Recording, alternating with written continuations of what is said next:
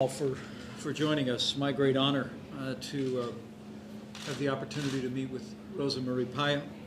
She is the daughter of Oswaldo Payá, the head of the Christian Liberation Movement, and also the 2002 Sakharov Prize winner who died under mysterious circumstances in 2012 in Cuba.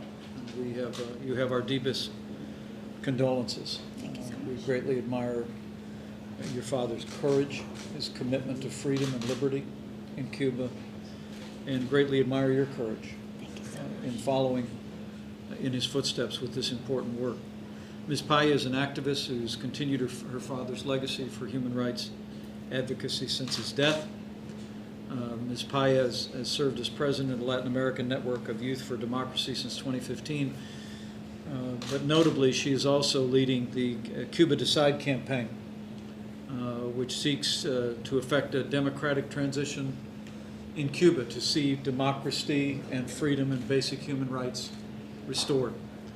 She's addressed the UN Human Rights Council and in fact has, despite her international recognition, she has struggled herself in advancing the freedom and liberty of the people of Cuba, having in fact been arrested at the 2015 Summit of the Americas in Panama.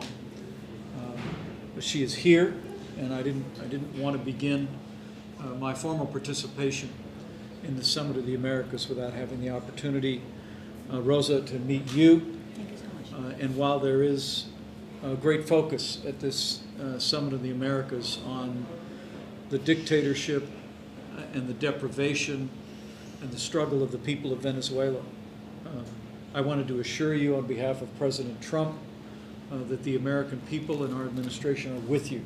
Thank you. We are with you for the freedom of the Cuban people, for the release of political prisoners, for the restoration of basic human rights, and for free and fair elections. President Trump has taken decisive action to bring pressure to bear on the regime in Cuba, and your presence here in this time gives us another opportunity to continue to highlight the commitment of the American people to a free and democratic Cuba. So thank you very much. It's an honor to be with you, and I welcome your thoughts. Thank you so much. Thank you very much for receiving me. I understand this meeting as an extended hand to the Cuban people, because it's for the freedom and liberty of the Cuban people that we are all fighting. My father was killed by that regime almost 6 years ago. His crime was to denounce what they are trying to do today. They are trying to make a fraudulent transition from power to power, from a dictator to the inheritors of the dictatorship. What the Cuban people want is freedom. What the Cuban people want is to decide another system, a system in which they could actually choose their way to live, choose their representative. And we have gathered the support of a lot of Cubans inside and outside the island. My nation lives inside and outside the island because of those 60 years of oppression that have forced so many Cubans to leave the country, and all those Cubans have also the right to decide. We need another system. We need a democracy, and we are ready to push for that to happen. The way to do it is a Biden plebiscite. The way to do it is a free vote on the island, and I think that your presence, your support, the support of the administration and the support of all the democratic administrations on this region, on the Americas, in this moment, is fundamental, not just for ending with that dictatorship and putting the power where the power should be, that is in the hands of the people, but also to end that threat that have been the interference of the Cuban dictatorship in the rest of the region. The one determinant factor in the collapsing of the democracy in Venezuela have been the Cuban regime, and have been working through the whole region, deteriorating and undermining democracies in other countries also. The way to end that is to support the Cuban people. We are not asking for an intervention. We are asking for the support to the citizens. We are asking for the support for a citizen platform that is aiming for the right to decide of a whole nation.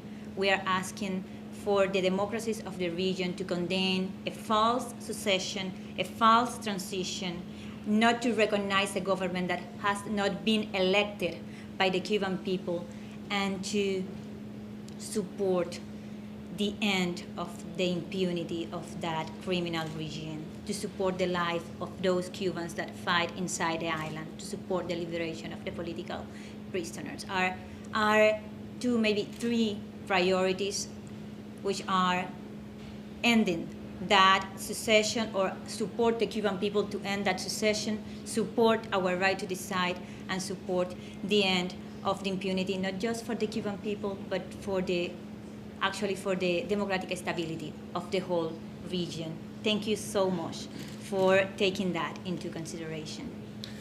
Well, Rosa, thank you. I'm greatly inspired by your courage and by your leadership that's inspiring people across Cuba, Cubans across America and across the wider world. And Rosa makes such an important point that as we look across this hemisphere of freedom, and we see the collapse into dictatorship in Venezuela, that the malign influence of decades of dictatorship and repression in Cuba has driven and expanded. And so I want to assure you, as you witnessed President Trump reversing the course that the prior administration in the United States was on with regard to Cuba, taking a strong stand for fundamental reforms, for the reestablishment of democracy, for the release of political prisoners. That I just want you to know that this president and the American people are with you, and we will continue to stand with you and pray for you Please. as you fight for the liberty of the people of Cuba. God bless you.